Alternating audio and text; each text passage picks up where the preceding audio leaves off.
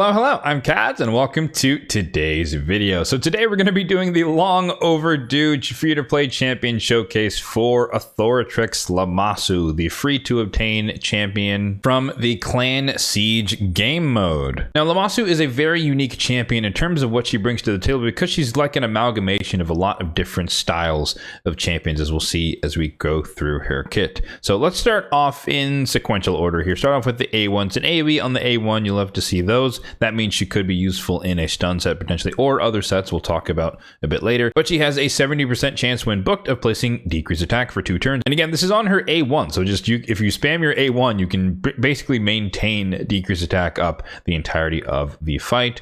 Moving on to the A2, really solid ability here that has a 100% chance of placing block buffs and true fear on all enemies for 2 turns. So kind of like a Mashald-like ability, but also block buffs on top of that. But it gets even better. If the target is instead a boss, then it switches from true fear, which of course you cannot place on majority of the bosses in the game, and becomes a decreased speed debuff, which is handy again for lots of different PvE encounters. Then lastly, we have the A3 here on a 4-turn cooldown when booked, where she will fully cleanse a target ally, and then she'll place 2 intercept stacks on them. Of course, that allows you to dodge CC and up to and including polymorph, and then it boosts that ally's turn meter by 50% and resets the cooldown, fully resets the cooldown of all of their skills. So a little bit of a mini Kymar single target going on there as well, with the cleanse, turn meter fill, and the protection from the intercept stacks. So just taking a holistic view at all of the skills, she's definitely viable in PvP because you can kind of treat this ability as like a mini Shuzen for the many accounts.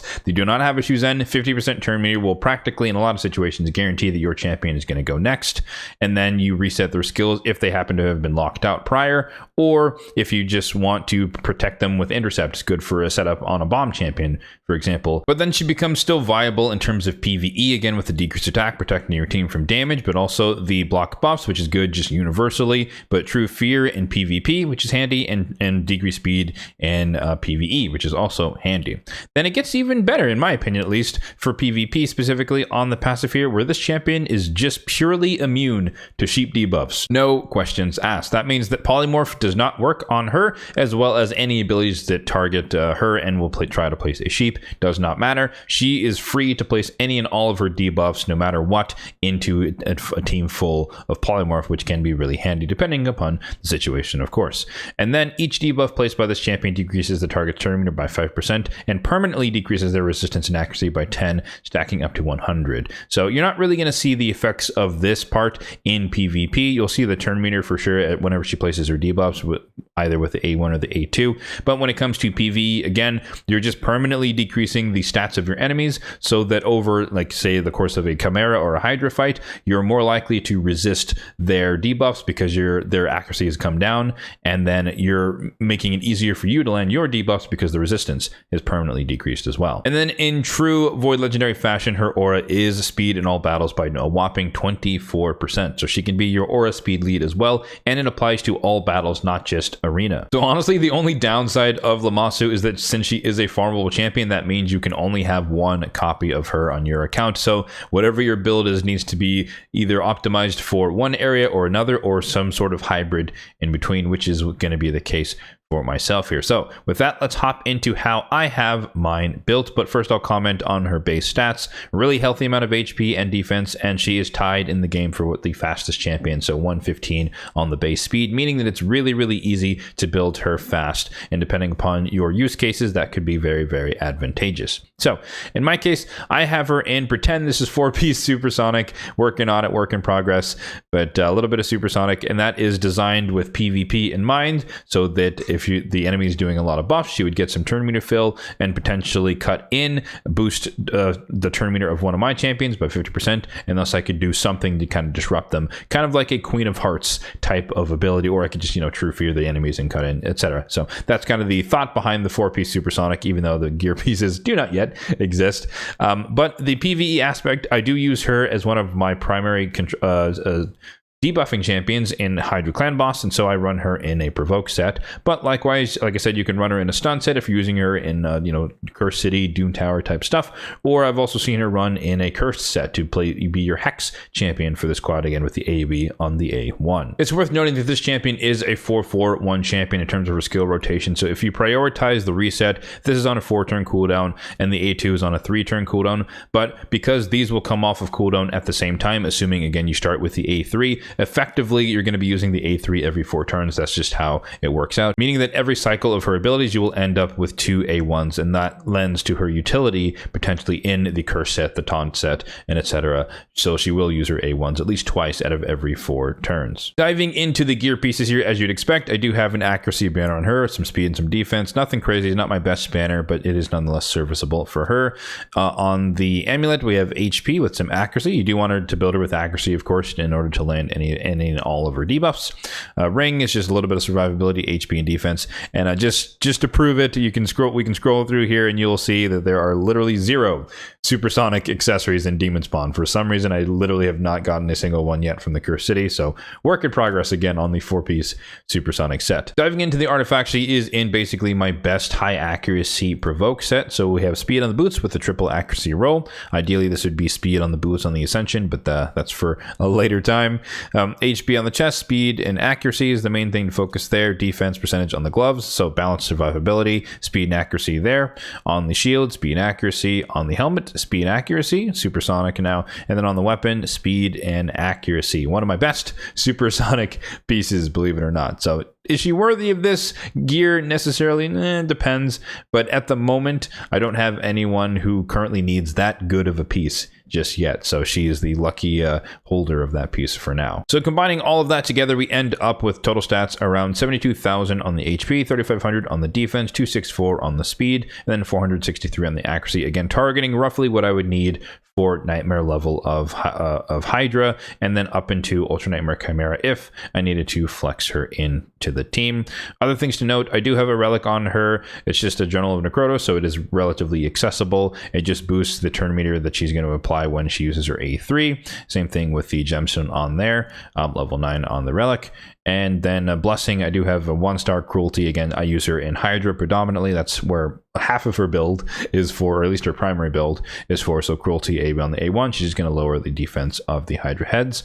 And then when it comes to the masteries, this is optimized again for PvE. So we're taking the pretty straightforward path of hugging the entirety of the left-hand side, coming down to War Master on the offense tree.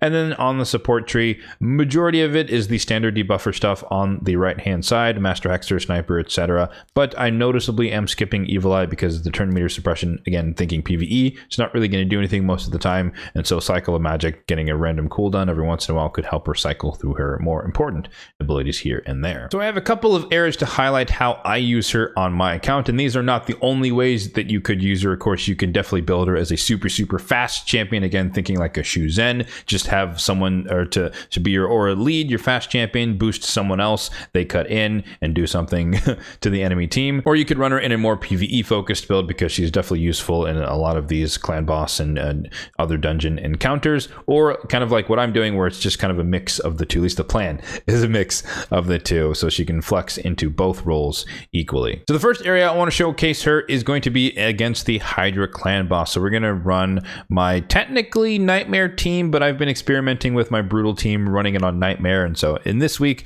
we're flipping them. So this is the I guess this week's Brutal team, but she is in the Aura lead position, and then I have Marius in the team because Marius is Marius. I have Wallmaster Authoran in the team for damage as well. Duhanarok is our anti-torment champion. Debuffer is going to be Mishinaki, but also the ally attack, the Hex for the squad, and then Elva Autumnborn, of course, is the Cleanse, Reviver, Healer for the team. One thing to note about Lamasu on auto is that I honestly cannot figure out for any rhyme or reason who she targets with her reset ability, but nonetheless, you'll notice that I optimized my team to try and put my DPSs near the top. So Marius is in the first or the second slot, Authoran's in the third slot, so most of the time she's going to pick them, but I think she also takes into account who has debuffs currently because it is also a single target cleanse, and so it's not just based off position and who's lower health and whatnot. So I don't know. But most of the time, from what the runs that I've actually watched, not quick battled, she definitely targets Marius and or Tharion, and thus we get more damage out of them every time she cycles through that ability. So let's go ahead and do the quick battle here. I think I haven't run this team on Brutal yet, but I imagine it would do somewhere around 300, 400-ish million. That's usually where it was on Nightmare, so I'd expect roughly the same thing because it's around their enemy max HP is our primary source of damage. So there you go, just under 400 million damage. So it's hard to see her exact value on the stat sheet here, but effectively she's just enabling the enemy max HP champions more often than not to do a little bit more damage than they otherwise would by resetting their skills and potentially allowing for a back-to-back enemy max HP slams. For this specific Hydra team, her slot used to be owned by my Necmothar, so I ran him as well in the provoke set. Similar, basically the same build, minus the supersonic aspect of it, but just, you know, high accuracy, high speed, and then just allowing him to provoke the Head of Decay every once in a while. But Lamasu is just a little bit better in my A/B testing, just because again she can reset every once in a while the abilities of our nukers and have them do a lot more damage overall. So it was just a net increase. Granted, she does not attack on half of her abilities, so we're trading a little bit of more lockdown when it comes to the Head of Decay, because Necmothar by contrast will always attack because his extra turn goes into either one of his AoEs. And while we're on the topic of clan bosses, I might as well mention Chimera. I currently do not use her in Chimera, but if you take a look at my Nightmare team here, I'm still running Necmothar. I have him in Relentless and Impulse, and so he's still my primary speed boosting champion for that one. But if you're running a Marius, or more importantly, you don't have a Necmothar on your account, you haven't pulled him yet, and you have Lamasu, then he can, or she can definitely work in this slot. She's the decreased speed, the block buffs, and now even a True Fear, at least on the Ram form, which could be useful. I guess makes your DPS is immune to murking themselves on that phase. Good synergy with Liddy as well, so she can definitely come into Chimera as well, even though I'm not individually using her for that purpose on my account. Now let's hop into the classic arena and showcase a couple of instances and ways I like to use her. So like I said, you could use her, you know, as one of your faster champions and kind of speed boost your slower champions to have them cut in line, or you can reset afterward, kind of like an old school Kaimar reset team in PvE. And just based on where she is in the speed profile for my champions, I have a couple of them that are faster than her, and so I kind of run her to reset them after they've used their abilities. But again, you could use her to kind of be your initial turn meter fill champion, at least on a single target. So I'll showcase a couple of ways I use her. I love using her definitely into this style of team with the UDK and a Wukong, and we don't really care about the other ones, but we'll bring in Arbiter, we'll bring in my favorite block revive champion in the game, which is Mezamel, we'll bring in Lamasu herself, because we're going to reset that, and why not, we'll bring in double single target block revive. So for this type of, or this style of approach to dealing with things, Mezamel is going to be targeting ideally someone who's under stone skin. Obviously UDK is going to be taking one of the hits. Okay, did not expect a 2-turn stone skin Wukong, but that's fine. So we'll definitely take him out, so we can kill both of them, block revive, and then we can reset her so she's ready to do it again. So we come here with the Queen Ava, we kill the Lydia, Marichka does nothing, everyone's basically dead, and now we're back to back on Mezamel doing her thing, and boom, everyone's dead, block revive. So that's one instance of the way I like to use her for single target encounters, because the ability is only going to be able to target a single person anyways. It makes sense, or it works in instances where you just want to reset that one champion to have them repeat what they just did. And in the case of blocking revive, that can be very, very deadly, as we just witnessed there into that team.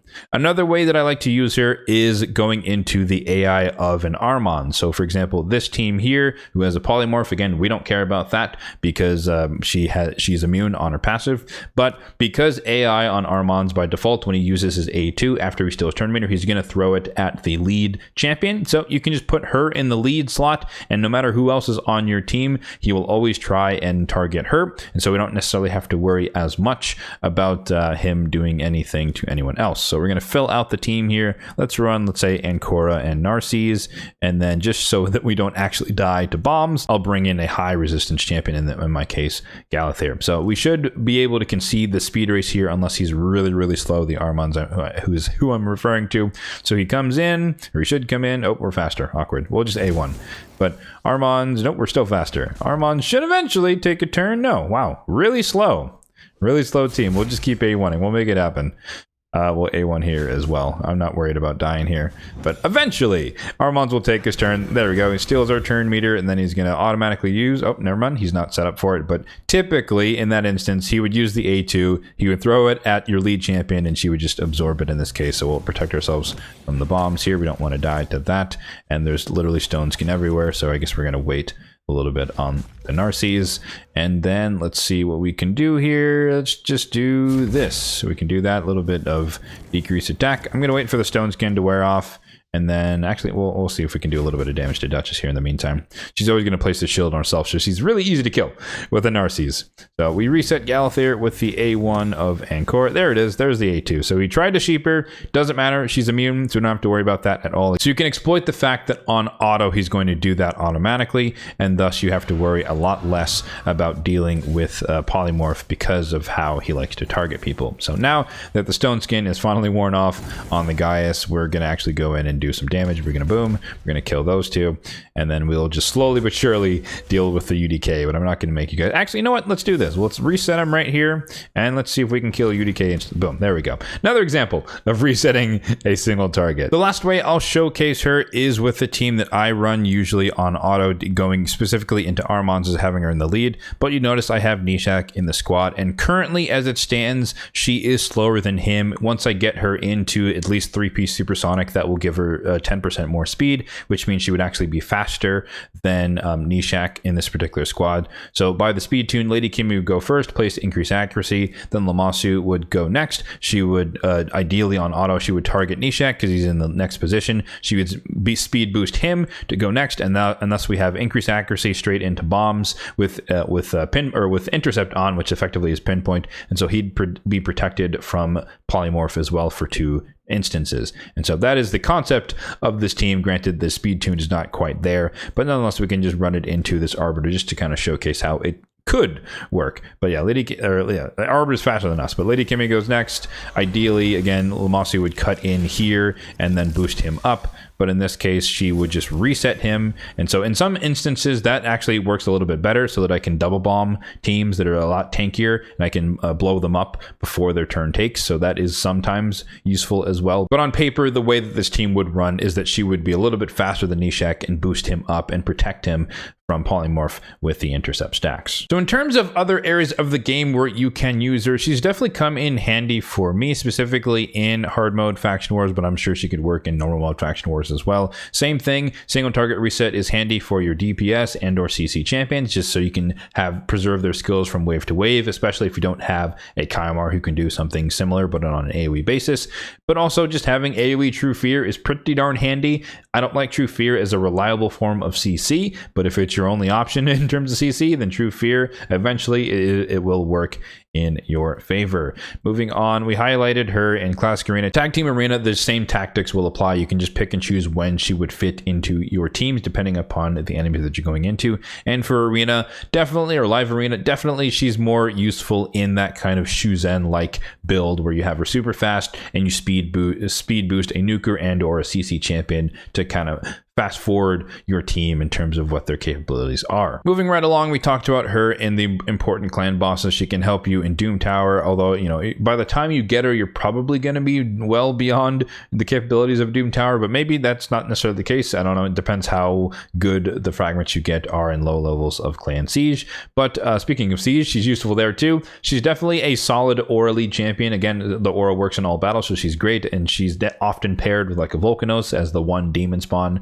So that can work as well. That can be pretty darn devastating. And then, of course, the Cursed City, same logic as Faction Wars. AoE True Fear can be your form of CC, and or being able to single target reset can allow you to use your abilities between the waves more efficiently. So there you have it. That's going to do it for this free-to-play champion showcase for Authoratrix Lamasu. Let me know in the comment section down below, have you gotten her yet from Clan Siege? And if so, how do you have her built on your account? And what's the most important area that you use her in? For those who don't don't know, the champions selected for this series on my channel are determined by you guys, my lovely viewers. So check out my community tab page after this video goes live and you'll be able to vote on the poll for the next champion to be featured in the free-to-play champion showcase. As always, if you did find this video helpful, then be sure to hit that like button down below and feel free to hit that subscribe button down below as well, if and only if you're enjoying the content overall on this channel for more content just like this one in the future. Thanks for watching and have a good one.